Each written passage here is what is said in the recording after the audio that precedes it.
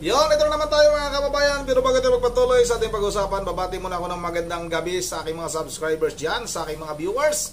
Maraming salamat sa inyong suporta. Shout out sa inyong lahat. Yun ang tuloy na tayo kagad sa ating pag-usapan. Kakapasok lang nito mga kababayan.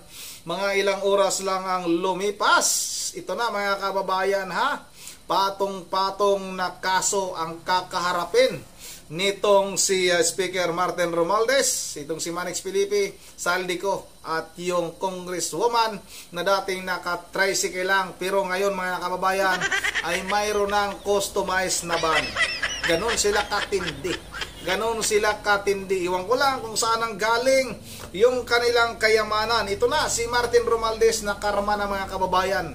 Baka akala niya, akala nyo si BP Sara lang yung may kakaharaping problema. Mas malaking problema ang kakaharapin nyo.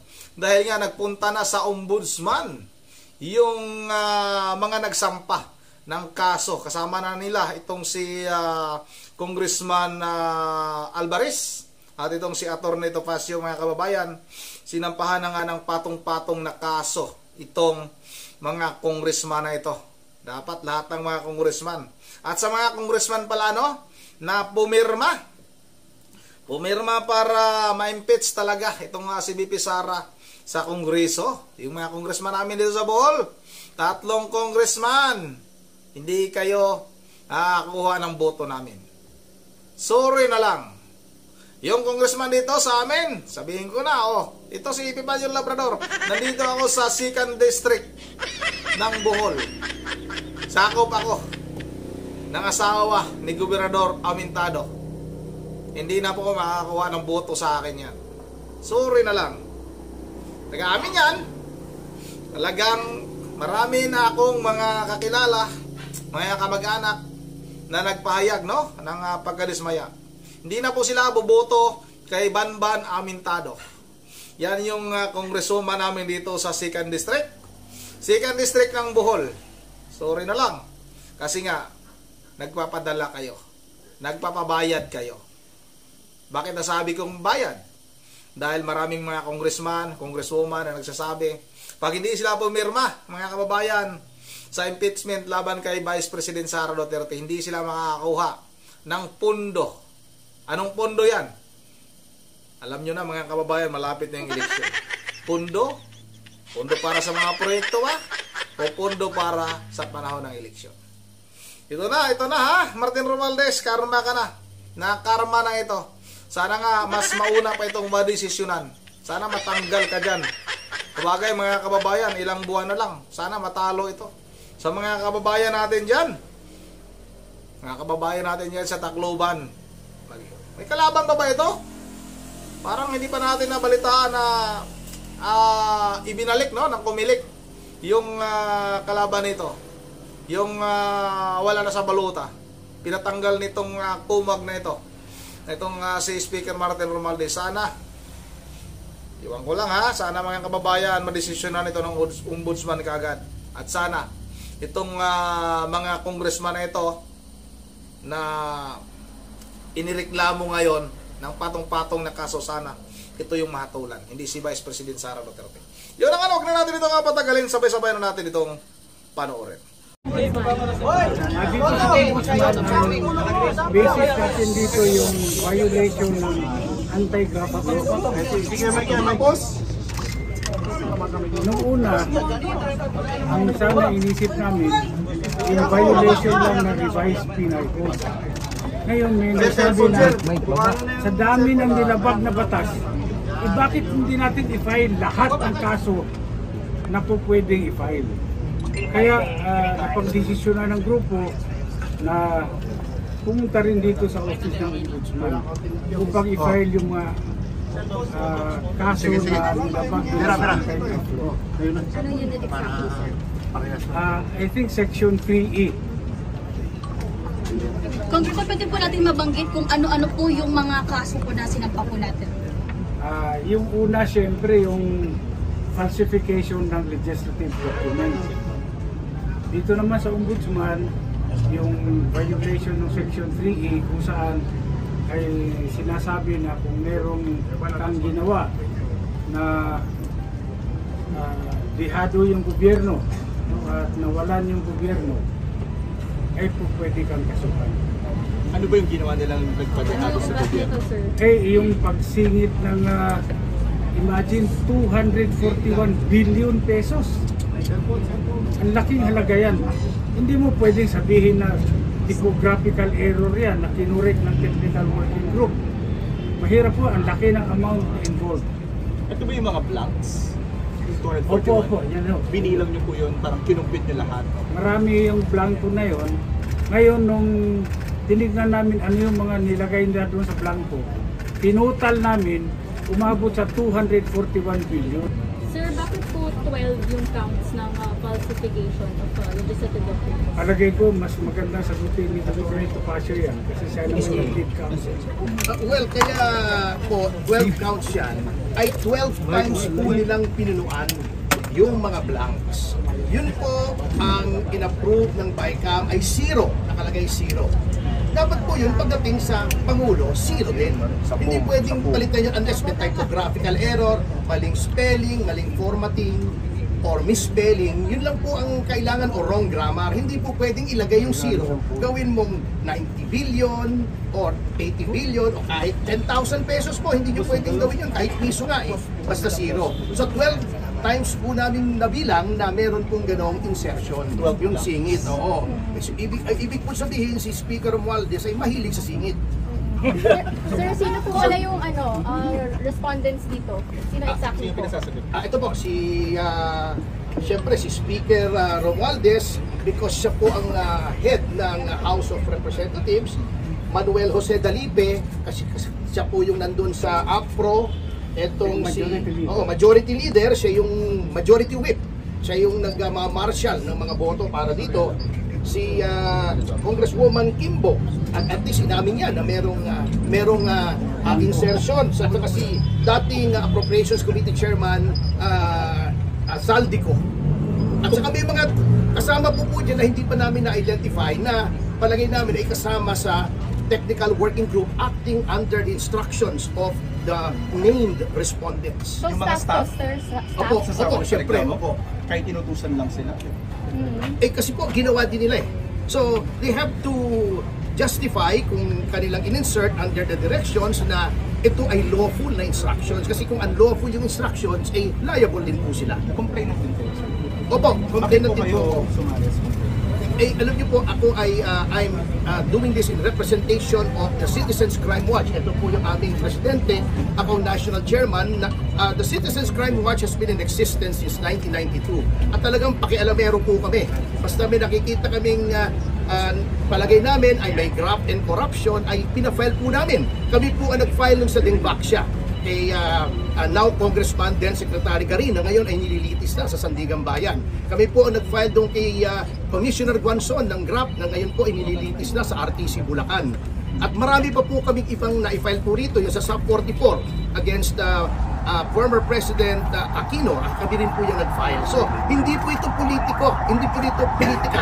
Ito at talaga ay aming advocacy sa Citizens Crime Watch. Non-partisan po kami. Why include Kimbo, sir? Bakit sinama si Kimbo? Siya nag-admit nun eh, di ba? Opo, alam na pala niyang ni insertions, dapat kumilo siya para hindi ito ang i-transmit as an enrolled bill. Dapat binalik dyan sa BICAM kung lalagyan ng insertions. Attorney, bakit graft lang? 241 billion pesos ang pinag-uusapan. Graft po at saka falsification. Kasi yun po ang aming evaluation. Na ito po ang krimen na nagawa. May administrative case din ba na kasama dun sa complaint? Implied naman po yun pagka-ombudsman na we are invoking both the criminal and administrative jurisdictions of the Office of the Ombudsman. Malawak po ang kapangyarihan ng Ombudsman pagdating po sa graft and corruption. So, ano yung prayer niyo, sir? Ano yung prayer niyo na mangyari? Well, ito pong falsification ay up to 6 years imprisonment. Yun pong sa graft ay depende po sa mapapatunayang value ng permisyo sa pamahalaan. Sa administrative po, pwedeng suspension, pwedeng dismissal from the service, pwede rin kung convicted, perpetual absolute disqualification. Kung Alvarez, baka may magsabing politika lang. Oh, Anong mabibig? handa na may. Well, karamihan pag wala nang masabi, diba? Kasabihin talaga politika lang ito. Lahat naman na nangyayari, politika talaga. Diba? Parte ng politika yan.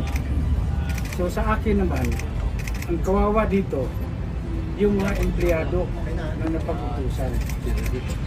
Well, siguro pwede naman nilang depensa, magsabi lang sila ng totoo. Ano talaga yung nangyayari. Sir, kasi ba tinatanong yung timing ng pag-file? Kasi kaka-impeach nga lang kay VP Sara Duterte, so kaya ganun yung mga implications nila. Alam nyo, yung sinasabi nilang timing, wala namang timing yung criminal case eh. Kung gumawa ka ng krimen, yun ang timing. Gumawa ka ng krimen, alangan namang i-file mo yan sa susunod na taon. I-file mo yan sa nakaraang taon. Hindi pwede.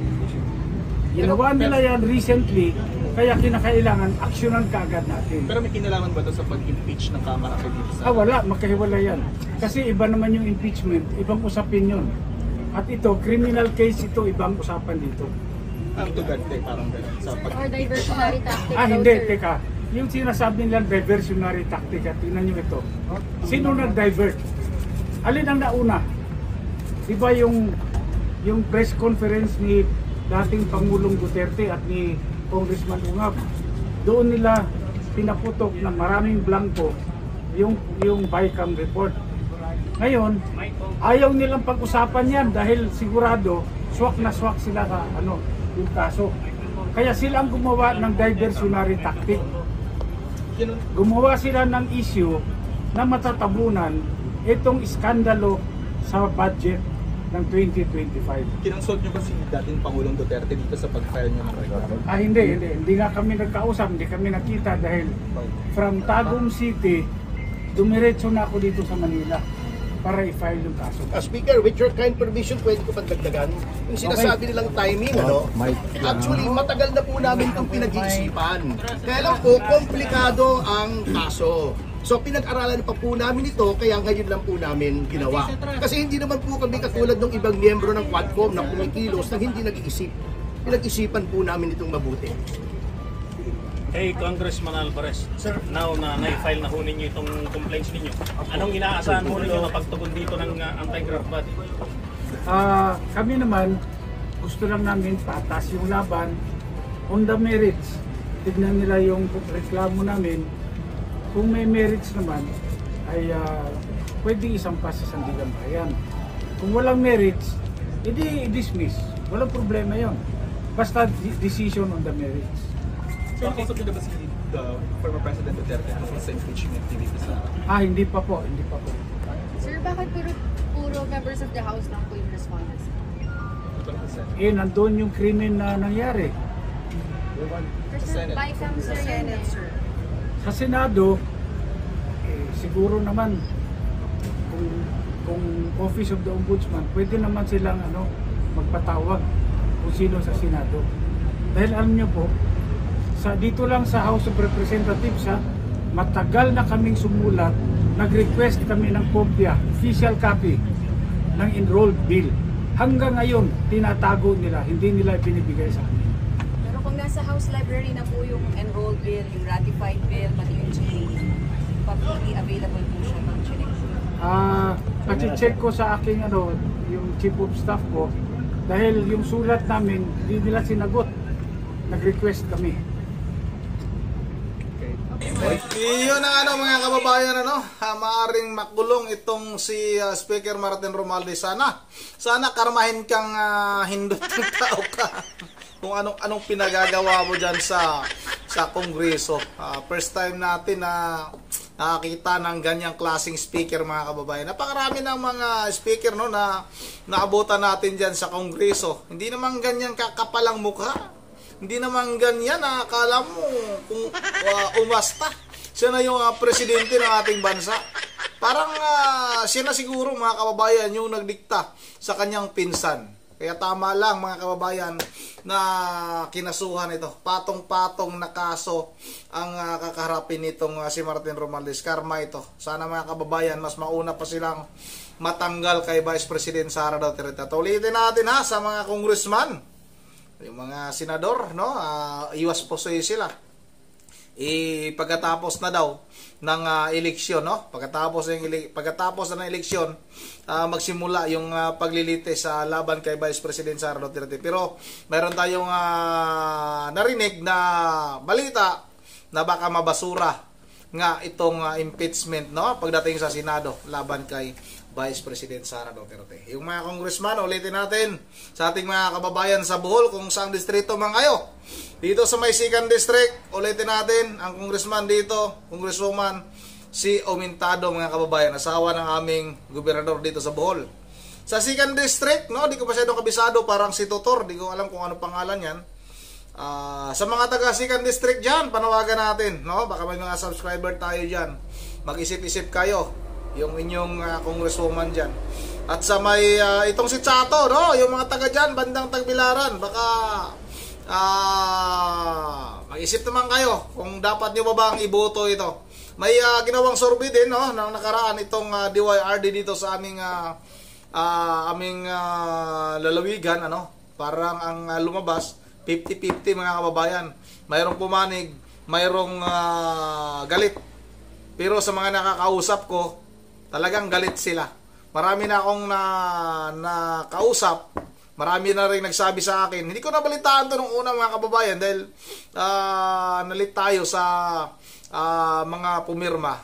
May mga nagsabi sa akin na pumirma pala yung tatlong congressman dito sa amin.